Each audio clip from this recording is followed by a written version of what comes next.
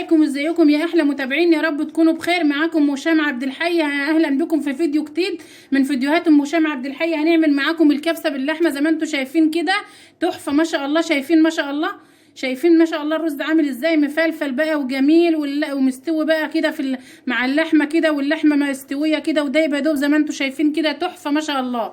لو عايزين تعرفوا الكبسه الجميله دي اتعملت ازاي، يلا بقى نبدا على بركه الله. مقاديرنا النهارده هتكون معانا هنا كيلو لحمه ونص كيلو رز بسمتي، والتوابل هتكون معانا معلقه كبيره كركم، ومعانا نص معلقه سبع بهارات، ومعانا معلقه صغيره كزبره، نص معلقه صغيره كمون، معلقه صغيره فلفل اسمر، معلقه كبيره بابريكا، معانا ورق لورا، ومعانا قرفه حصى، بصله كبيره متقطعه قطع صغيره، نص معلقه صغيره توم مهروس، 3 حبايات طماطم متقطعين قطع صغيره، معلقه صلصه، قرنين شطه، واحد اخضر وواحد احمر متقطعين قطع صغيره بالشكل ده.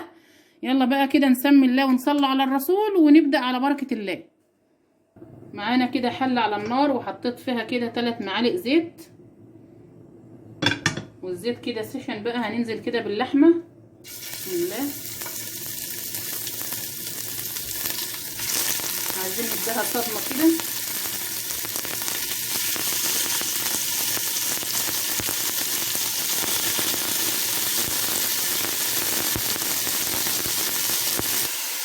زي ما انتوا شايفين كده، عايزين اللحمه كده تاخد صدمه، وعايزينها تبقى اللون الجميل اللي انتوا شايفينه ده. انا حطيت كده حته دهنه كده معاها علشان الدهنه دي تسيح وتطعم لنا كده الكبسه.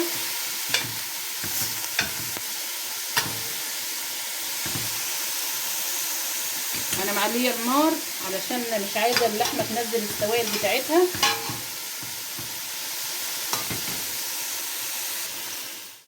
زي ما انتوا شايفين كده، بعد ما اللحمه بتاعتنا اخدت اللون كده، لون الورد الجميل ده،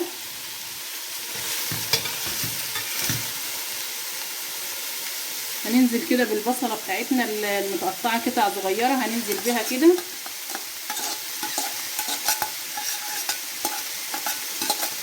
وهنفضل نقلب فيها كده لعند ما تاخد لون ذهبي كده وتدبل.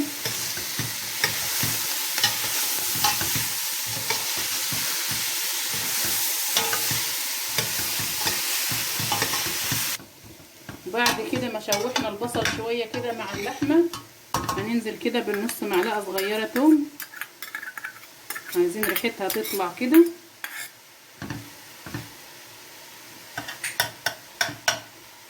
نقلبهم كده مع البصل مع اللحمه.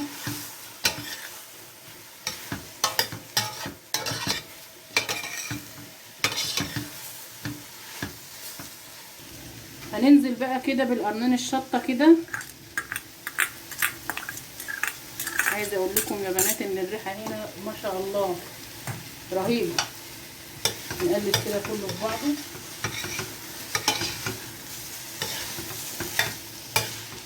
عشان ريحه الفلفل تطلع.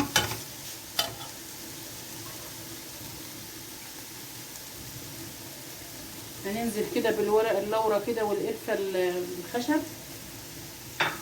المفروض يعني نحط عليه ليمون مجفف، بس انا مش متوفر عندي حاليا، فاللي عندي بحط.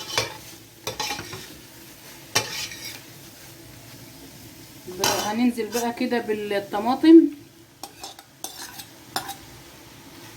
الطماطم دي انا مقشراها ومقطعاها قطع صغيره بالشكل ده.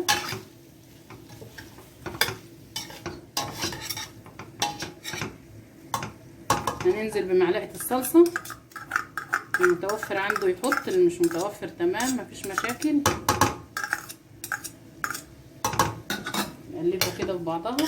انا هغطي عليها كده واسيبها كده انا عايزه الطماطم تستوي كده وتنزل السوائل بتاعتها، فانا هغطي عليها كده واسيبها لمده 10 دقايق كده لحد ما الطماطم تستوي كده. بقى بعد ما الطماطم بتاعتنا استوت بقى ونزلت السوائل بتاعتها بالشكل ده، انا هنا جزره مبشوره هننزل بيها.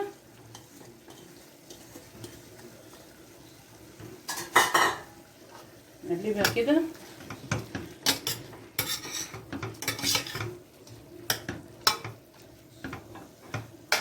ومعانا هنا التوابل اللي احنا قلنا عليها، هننزل بيها كلها كده.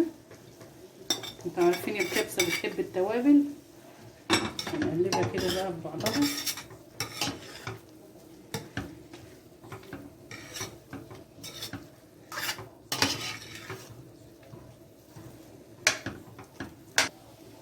وهننزل بقى كده معانا هنا ميه عاديه من الحنفيه، هننزل بيها عشان بقى اللحمه بتاعتنا تستوي.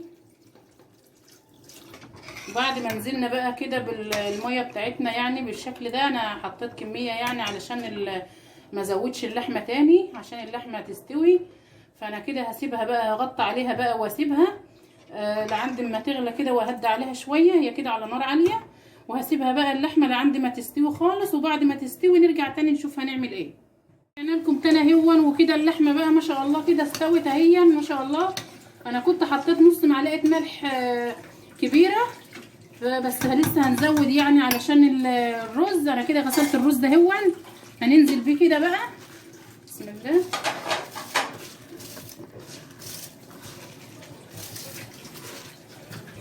هنضيف بقى كده نص معلقه ملح كده علشان الرز، وكده بقى القعد بتاع الرز كده تمام مظبوط. انا كده بقى هغطي عليه كده واسيبه كده لعند ما يستوي، يتشرب الشوربه بتاعته ويستوي، وبعدين نرجع لكم تاني. لكم تاني. والرز ما شاء الله زي ما انتم شايفين كده تحفه ما شاء الله. شايفين الرز عامل ازاي ما شاء الله، مفلفل وجميل ازاي. الرز ده زي ما انا كنت قايله لكم كده، هو نص كيلو رز حطيت له يعتبر كيلو شوربه، لان الرز ده بياخد شوربه اكتر من الرز المصري مرتين. انا كده بقى الرز اهو استوى معايا، فانا كده هغرفه واقدمه لكم. ورجعنا لكم تاني بقى، وزي ما انتم شايفين بقى كده الكبسه بتاعتنا الجميله ما شاء الله. الكبسه باللحمه تحفه ما شاء الله زي ما انتم شايفين كده. وخلاص كده خلص الفيديو بتاعنا النهارده، ويا رب يكون الفيديو النهارده عجبكم. لو عجبكم الفيديو ما تنسوش تعملوا لايك وتشتركوا في القناه وتفعلوا زر الجرس عشان يوصلكم منه كل جديد. والسلام عليكم ورحمه الله وبركاته.